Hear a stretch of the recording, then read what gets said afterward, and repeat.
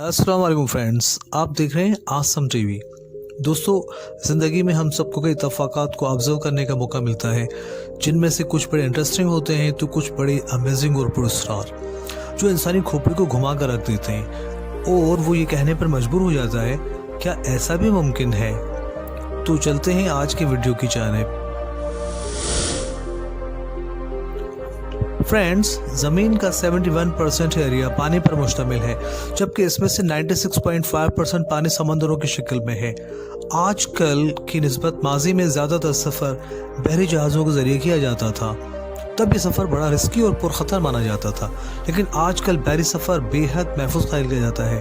तारीख़ ये बताती है कि ये समंदर मुख्तलिफ बहरी जंगों और हादसों में अनगिनत इंसानी जानें ले चुके हैं। ऐसे हादसात में जिंदा बच निकलना वैसे भी बड़ी खुशकिस्मती समझी जाती है, लेकिन आपका वायलेट जेसप के बारे में क्या ख्याल है, जो पेशे के एतबार से एक नर्स और बहरी जहाज़ों की स्टीवर्डेस थी?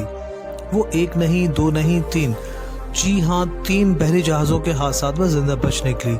वायलेट मशहूर ज़माना जहाज़ टाइटैनिक पर सवार थी, जो 1912 में एक आइसबर्ग से टकराकर डूब गया था। 1916 में वो HMHS ब्रिटानिक पर मौजूद थी, जो भी हादसे का शिकार होकर गर्क हो गया था। जब RMS ओलंपिक नामी शिप एक दूसरे शिप से टकराया तो एक बार फिर लकीली वायलेट जिंदा बच निकली।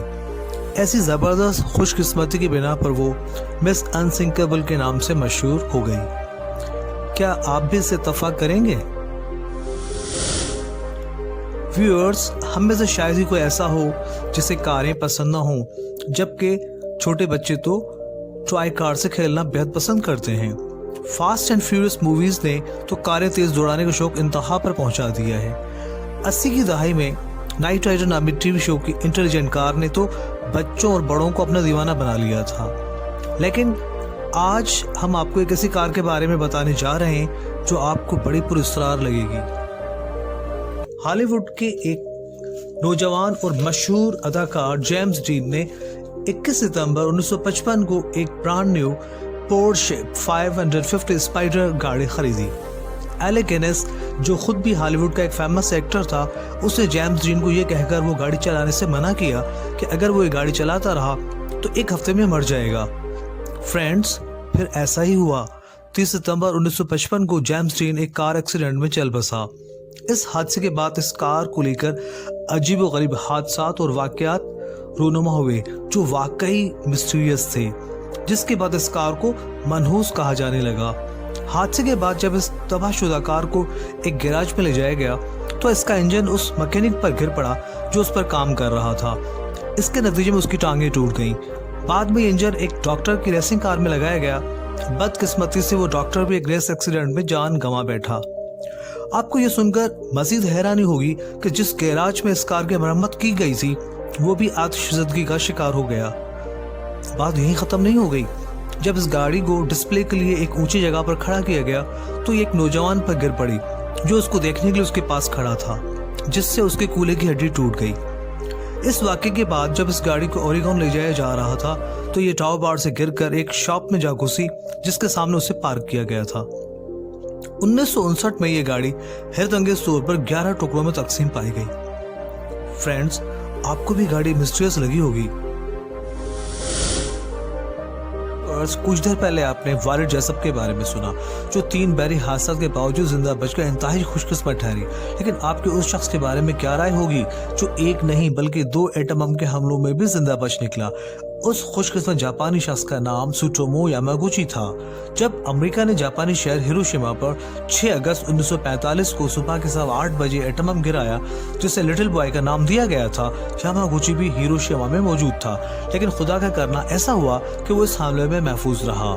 उसने अपने तहफ़्फ़ुज़ की खातिर नागासाकी शहर का रुख किया, लेकिन किस्मत देखिए कि अमेरिका ने नागासाकी पर भी 9 अगस्त 1945 को सुबह 11:02 पर फेटमैन नामी एटम बम गिरा दिया। इस बम हमले में यामागुची का आधा जिस्म एटमी राख से जल गया, लेकिन खुशकिस्मती उसके साथ थी और वो एक बार फिर जिंदा बच गया। यामागुची वो वाहिद जापानी शख्स है जिसे हुकूमत जापान ने दोनों एटमी हमलों में बच जाने वाला इंसान तस्लीम किया। यामागुची का इंतकाल 2010 में कैंसर के सबब हुआ। वाह, क्या खूब किस्मत पाई थी यामागुची ने। चीनी शू विफांग को भी एक अमेजिंग हुस्न इत्तफाक ऑब्जर्व करने का मौका मिला। وہ چائنا کی جیانگسو پروونس کا رہائشی تھا۔ ایک دن اس نے ایک بچے کو پانی میں ڈوبتے ہوئے دیکھا۔ اتنا معمر ہونے اور حال ہی میں لگنے والی چوٹوں کے باوجود اس نے پانی میں چھلانگ لگا دی اور اس بچے کو ڈوبنے سے بچا لیا۔ شو وی فانگ پر اس وقت حیرت کا پہاڑ ٹوٹ پڑا جب اسے پتا چلا کہ یہ لڑکا اس شخص کا بیٹا ہے جسے اس نے 30 سال قبل پانی میں ڈوبنے سے بچایا تھا۔ آپ کا کیا خیال ہے اس امیزنگ اتفاق کے بارے میں؟ کچھ مذہب کے ماننے والے مرنے کے بعد نہیں جانا پر یقین رکھتے ہیں۔